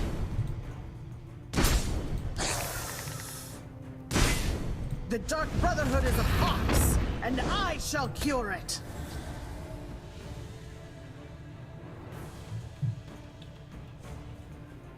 I wanted to play the Black Dragon right now in case my opponent's going to be playing into that guard. Holding on to anything I interesting? forgot the guard's name right now. It's a 4 Magicka guard. Okay, not that one. Let me bring it up right now. Just give me a second. It's the one that makes all creatures not shackle. I was just trying to be smart with it, but kind of clearly didn't happen. He didn't play the guard. That's what I was hoping he would did, and I'll just get rid of all those guards immediately. Yeah, Dez. So I was hoping he was playing Dez. That's what I was hoping was going to happen right there, and I'll get to remove Dez. But didn't play into it either way, so that's that.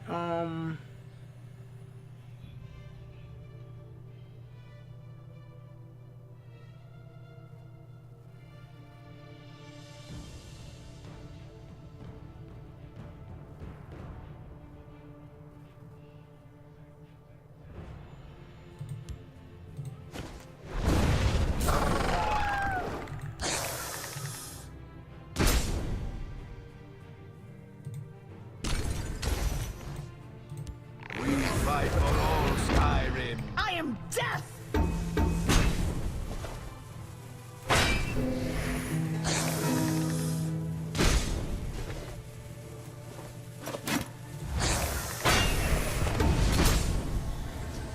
I might get hit with Dawn's Wrath right here. Holding on to anything Thrift interesting? and pickpocket again? What is this madness?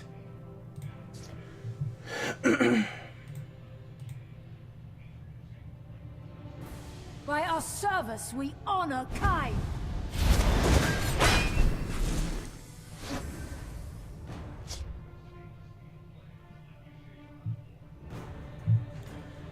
What is this madness? For Skyrim. I am death!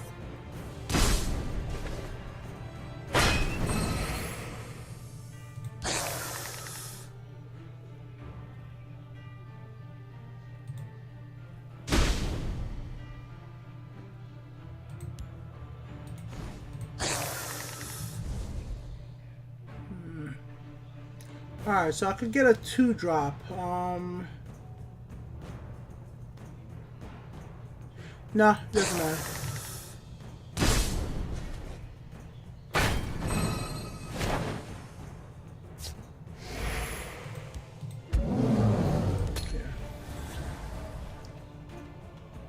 So even if with Dawn Wrath right now. Okay, no. Okay, there it is. I have...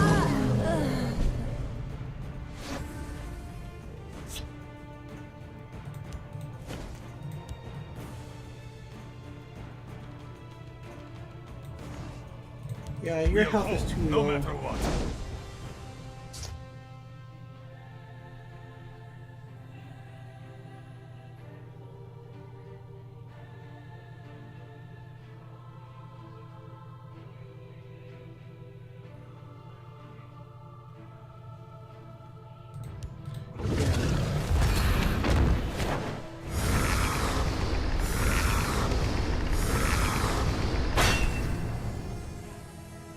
Okay, It has been Manticora. an engaging hunt.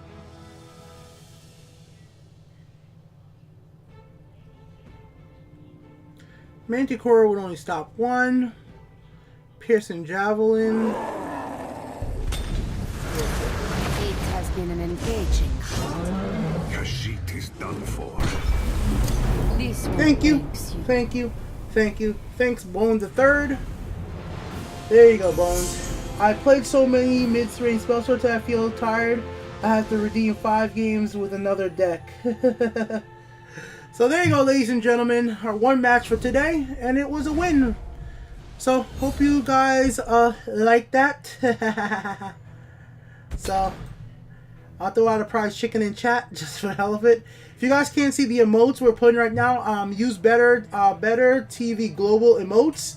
Those are the ones that I'm placing in chat. And if you guys become a subscriber on Twitch, you also get my subscriber emote, which is a surprise face of me. So there you go, guys. So thank you everybody for coming. Open the pack. Oh, sorry. Hold on a second.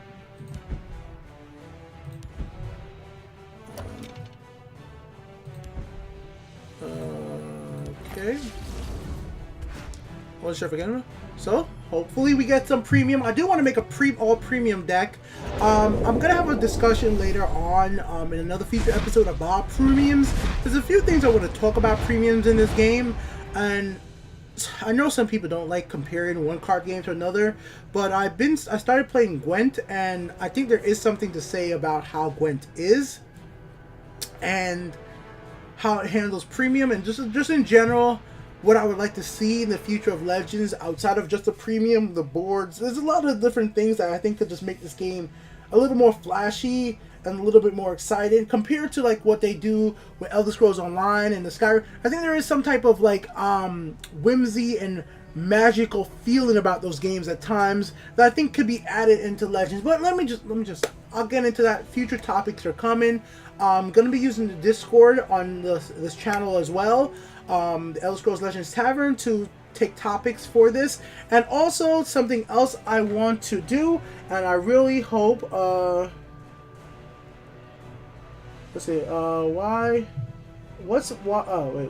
my last message modern monks? Okay.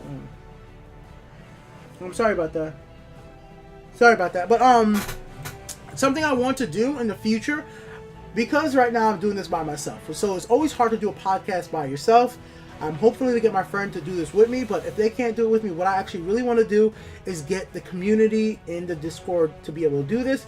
I want to do a voice channel maybe on the time that I do this and be able to take interviews or questions from people directly in the Discord, and maybe there even be something specifically for subscribers eventually. It's an idea I'm putting out there. Let me know what you think, Dylan, Andy, and anybody else who subscribed to me or with the Discord. I feel like getting the community's voice here is very important to me, and I want to hear what you're saying as much as I want to read it. And I feel like if I do that in the Discord, it'd be kind of something really fun. So I would do it in a way that would make it so that we are pre-taping basically your questions. So for say it would be like it's gonna be live, but like while I go to the question segment, just because like I said I want to be safe, I'm gonna have like a little match video played up for like 2 minutes, just so it's gonna be a little bit behind, and then like I'll take your questions in the Discord or whatever, and then we'll come back live with that, so that it's not like, oh, you're gonna say something crazy because it's live and you're on the Twitch stream. So just to be safe. So that's the type of thing I'm thinking of. And yeah, anyways, you can use your phone, use your mic, it doesn't really matter. If you have Discord and you have a cell phone, you have a mic, so people, you could definitely do that. I know I'm reading your guys' comments right now, and like some people say I don't have a mic for my computer. If you have Discord on your mobile, you have a microphone or your cell phone. It's there, trust me, it's there. Either way, it's just an idea. If we don't do it, it's just because whatever. It's definitely still gonna make the segment suggestion, because I know some people are gonna want me to talk about certain things. I'm thinking about a lot of different things, thinking about art in the game. Somebody who wanted to go to school for art. I'm very passionate about that stuff. I want to talk about that more deeply. With potential deck builds, there's gonna be a lot of stuff to talk about each week relating to Return of Clockwork City. So the next few weeks will be a really good time to bring the podcast back, and hopefully eventually I may be able to reveal a card on this. I don't know. I'll talk to Bethesda. Maybe I will see if we could do. You know what? I'm gonna talk to Bethesda. I'll talk to Bethesda and see if I'll actually request a card reveal for the next episode and see if that's possible. So maybe next week I'll have a card reveal. Who knows? We'll see. Hopefully I can get that done. Oh no, I can do this. I can almost promise this. Pack giveaways. How about that? Let me know, guys. Let me know in chat right now.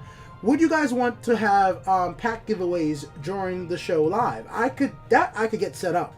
I could get it set up so I could give away. You know how if you guys ever watched Pete Hines and like, you know, do their stream and they give away packs, I could get that set up so I could give you guys codes for packs. So let me know in chat. People say packs or something. If you guys don't give me feedback, you guys don't write in chat. If you guys are just here for drops, let me know. Say yes, packs. Write something in chat right now so I know that you guys will want me to do it, and then I will do it. If nobody says anything, I'm just assume no. Nobody wants free packs. Nobody wants free packs. So free packs. Who doesn't want free packs? Pack giveaways sound great. All right, guys. Give me. All right. So there you go, guys. So hopefully, definitely, I probably will have the packs at least next week, and I'll find about a card reveal. So see you guys next week, Friday or Saturday. I haven't decided on which day exactly I could do these. Definitely probably Saturday, because that seems probably the best day. I think Saturday sounds like a good day to do these. All right, I'm out of here. Till next time, later, ladies and gentlemen. See ya. All right. People on YouTube, later. Twitch people, there's always something special for you. That's why if you're watching this on YouTube, on YouTube, stick around. Because, well, come over to Twitch. Alright, there goes a blooper. There you go, YouTube people. You guys have a blooper. Twitch people, stick around. YouTube people, later. Thank you for watching. We'll be back with more for YouTube soon. Twitch people, let's hang out and have some more fun.